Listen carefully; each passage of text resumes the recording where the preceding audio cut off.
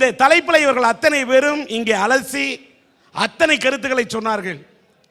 எதெல்லாம் பெருமை சேர்க்கக்கூடிய வலிமை என்று சொல்லும்போது ஒவ்வொருத்தரும் பட்டியல் போட்டு சொன்னது இருக்குல்ல.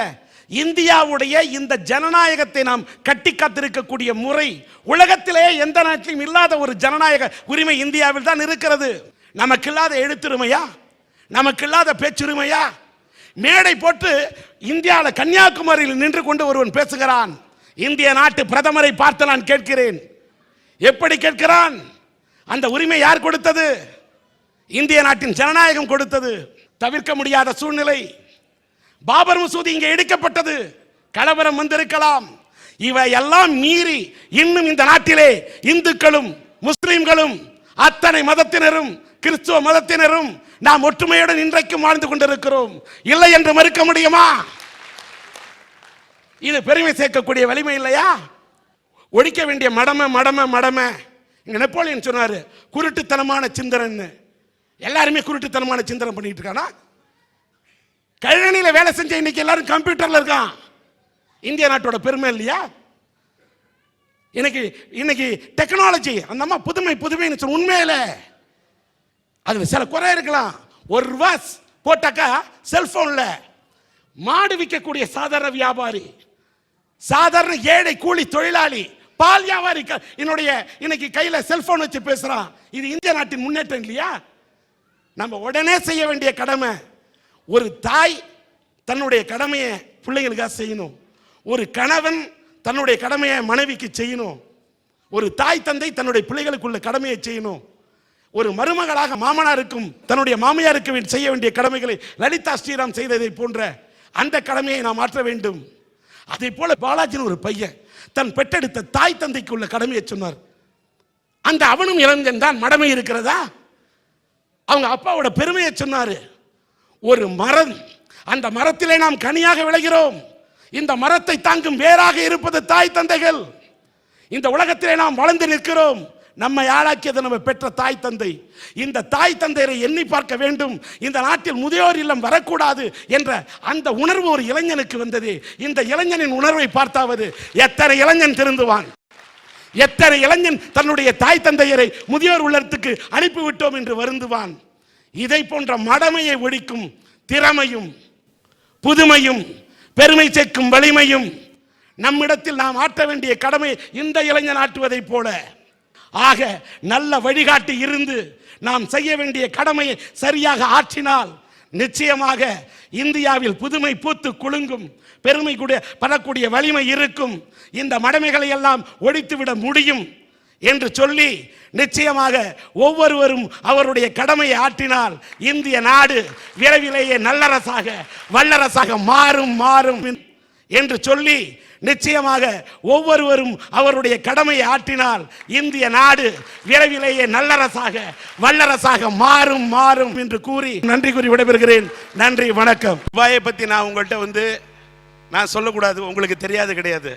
இருந்தாலும் அரட்டை அரங்கத்தின் மூலமாக வளைகுடாவுக்கு போய் வளைகுடா மண்ணில் நின்று ஒரு அரட்டை அரங்கத்தை நடத்தணும்னா துபாயை பற்றிய அருமை பெருமைகளை நான் உலகத்துக்கு இந்த சன் டிவியினுடைய அரட்டை அரங்கத்தை ரசிக்கக்கூடிய நேயர்களுக்கு எடுத்து சொல்ல வேண்டும் என்ற காரணத்துக்காக சில பாயிண்ட்டை மட்டும் இங்கே சொல்ல கடமைப்பட்டிருக்கின்ற. உலகிலேயே உயரமான கட்டிடம் என்று சொல்லக்கூடிய இந்த புர்ஜ் துபாய் உயரமான கட்டிடம் 2008 உலகத்தையே நிமிர்ந்து பார்க்க வைக்கக்கூடிய கட்டிடத்தை இந்த துபாய் தான் கொண்டிருக்கிறது என்று சொல்லும்போது துபாய் மட்டும் உயர்ந்திருக்கவில்லை, இங்கே வாழக்கூடிய தமிழர்களே நீங்களும் உயர்ந்திருக்கிறீர்கள். அப்படிப்பட்ட புர்ஜ் துபாய் இங்கே உருவாக்கப்பட்டிருக்கிறது. அதே மாதிரி உலகத்திலேயே டோட்டலா குளிர் வசதி செய்யப்பட்ட பேருந்து நிறுத்தம், சென்ட்ரலைஸ்டு ஏசி பண்ணப்பட்ட ஒரு பேருந்து நிறுத்தம் இருப்பதும் இந்த துபாய் மண்ணில் தான் என்று சொன்னால் மிகையாகாது. தங்கத்திலே ஒரு குறை இருந்தால் அதன் தரத்தினிலே குறைவது என்று பாட்டு சொன்னாங்க. சுத்தமான தங்கம் கிடைக்கக்கூடிய இந்த துபாய், இங்கே இருக்கக்கூடிய மக்கள் நீங்கள் தங்கமாக இருக்கின்ற காரணத்தாலோ என்னவோ தெரியவில்லை, இந்த துபாய் நாட்டில் தங்கமும் சொக்க தங்கமாக கிடைக்கின்றது. எல்லாத்துக்கும் மேல ஒரு வரி இல்லாத தேசம். உலகத்தோட 8வது அதிசயம் என்று சொல்லக்கூடிய இந்த பாம் ஐலண்ட் இருப்பதும் துபாயில் தான்.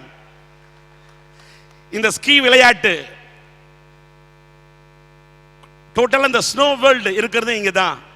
டெசர்ட் சஃபாரி என்று சொல்லுகிறார்களே, அதுவும் இருப்பதும் இந்த துபாயில் ரொம்ப பிரசித்தி பெற்றதாக அதை சொல்லுகின்றார்கள். ஜபல் அலி போர்ட், புகழ்பெற்ற போர்ட் இருக்கக்கூடிய இடமும் இந்த துபாயின் தான்.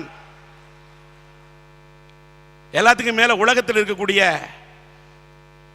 எல்லாரும் வியக்கக்கூடிய அளவுக்கு 7 star hotel Burj Al Arab என்று சொல்லக்கூடிய அந்த 7 ஸ்டார் ஹோட்டல் இருப்பதும் இந்த துபாய் மண்ணில் தான்.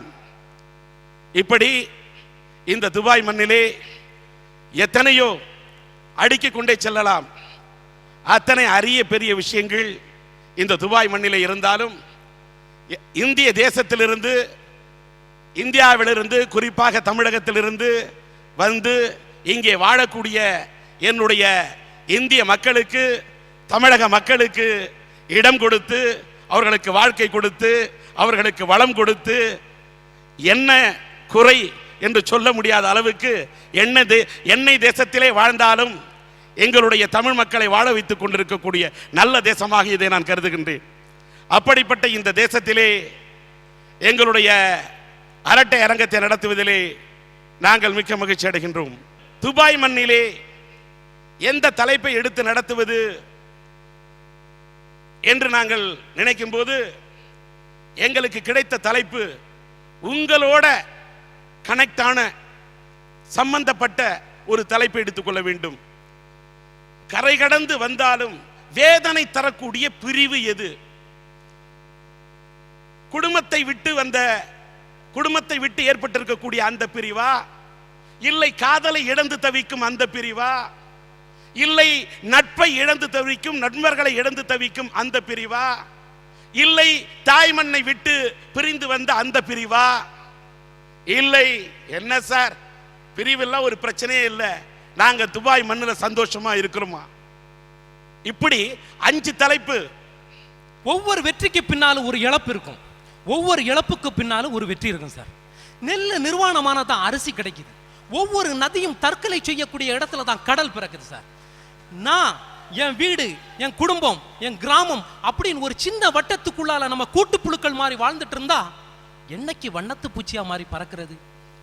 ஐயா, கண்ணையும் காதையும் கையையும் காலையும் என எல்லா உறுப்புகளையும் நம்மளோடு சேர்த்து படைத்த இயற்கை அப்பனையும் ஆத்தாளையும் அண்ணனையும் தங்கையும் மனைவியும் மக்களையும் தனித்தனியா படைச்சு என்ன சொல்லுது?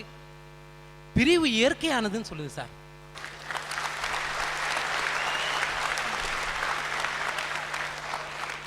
மரத்துக்கு வேற குடைச்ச ஆண்டவன் மனுஷனுக்கு காலை படைச்சது எதுக்கு? ஒரு இடத்துல நிக்கிறதுக்கா? இல்ல, இடம் விட்டு இடம் நகர்ந்து உன் வாழ்க்கையை நகர்த்துங்கிறதுக்காக தான்.